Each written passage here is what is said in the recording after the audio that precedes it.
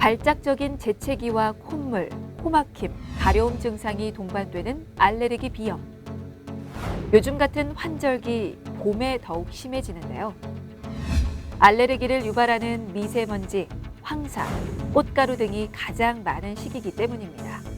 건강보험심사평가원 통계에 따르면 알레르기 비염으로 병원을 찾은 환자 수는 2015년 623만 명에서 2019년 707만 명으로 해마다 증가세를 보이고 있습니다. 2018년 연령대별 알레르기 비염 진료 현황을 살펴보면 10대 이하 환자가 265만여 명으로 전체 환자의 37.8%를 차지하며 가장 많았고요. 그다음 30대, 40대 순으로 나타났는데요. 특히 남녀 모두 10대 이하 알레르기 비염 환자가 많아 주의가 필요합니다.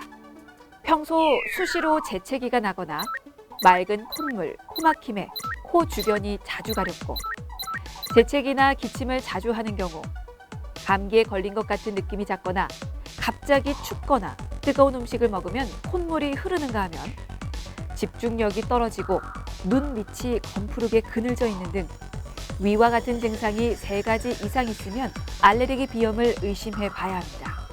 코피가 나는 것, 비염의 원인일 수 있다. 요거 앞부분 잘 설명을 들으신 분들은 진실이라고 말씀을 하실 것 같아요. 어떻습니까? 네, 진실은 맞습니다. 네. 하지만 이제 비염 환자분들에게서 굉장히 흔하게 나타나는 증상이기는 합니다.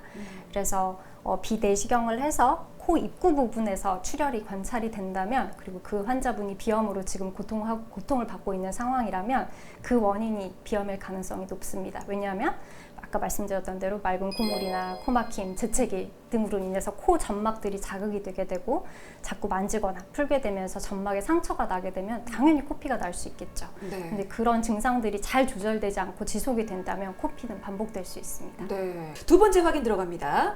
비염, 코막힘 스프레이 사용은 되도록 안 하는 것이 좋다. 이게 아무래도 자꾸 쓰다 보면 이제 내성 때문에 더 네. 이상 소용이 없는 시기가 온다고 하더라고요. 그것 때문에 이렇게 또 말씀을 하시는 게 아닌가 싶은데 오해인지 진실인지 알려주시죠. 이것은 이 비염 스프레이 사용은 오해이고요. 네. 코막힘 스프레이 사용은 진실입니다. 이게 각각의 종류마다 다르네요. 네. 네, 부연 설명 좀 부탁드립니다. 비염 스프레이라고 말하는 것은 네.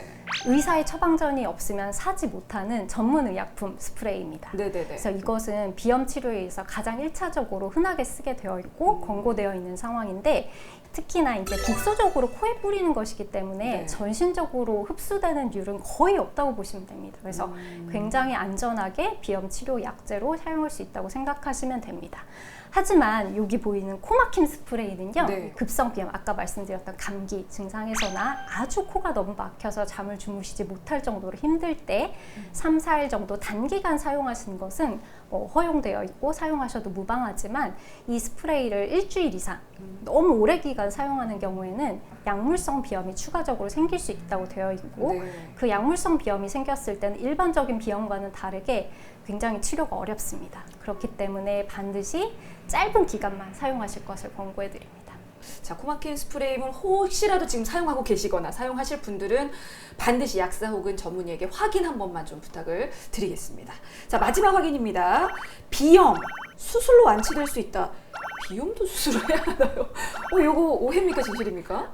슬프지만 오해입니다. 그래서 수술로 치료를 할 수 있으면 굉장히 좋겠지만 아직까지는 비염이 수술로 완치될 수 있는 질환은 아닙니다. 4가지 증상 중에 코막힘이 네. 굉장히 심하신 분들이 덜어 있습니다. 이제 그런 분들에 한해서는 이제 코 안에 부풀어진 살을 줄여줄 수 있는, 콧살을 줄여줄 수 있는 레이저나 고주파를 통해서 그 콧살을 줄여주는 시술이나 수술을 하기도 하는데요. 그러면 이제 코 안의 공간이 넓어지니까 코막힘 증상에 대해서는 개선 효과가 있습니다. 네, 선생님, 사실 알레르기 비염 괴로운 것 중에 하나가 자꾸 재발하기 때문인데 왜 이렇게 재발이지 않습니까?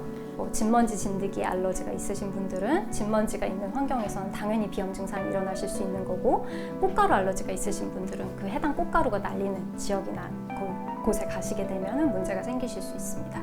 근데 그런 것들을 본인이 조심해서 피했는데도 나는 비염 증상이 자주 생겨요, 재발해요 하는 경우에는 비특이적인 자극에 대해서 생각해 보셔야 될 필요가 있는데요. 비특이적인 자극이란 아까 말씀드렸던 일교차, 온도의 차이, 그다음에 너무 건조한 곳 혹은 너무 습한 곳이라든지 그리고 강한 향기, 강한 냄새, 그리고 담배 연기, 먼지, 황사 같은 것들이 코를 점막을 자극했을 때 비염 환자분들은 이에 대해서 다 반응을 할 수 있습니다.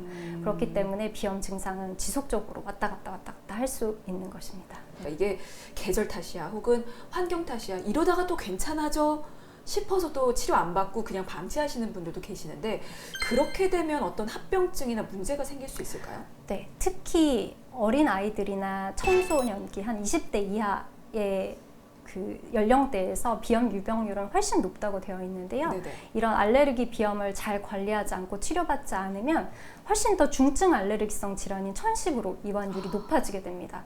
최고 3분의 1 정도에서 천식으로 이완될 수 있다고 되어 있기 때문에 이런 것을 막으려면 어릴 때부터 비염 관리를 잘 하고 지내셔야겠습니다.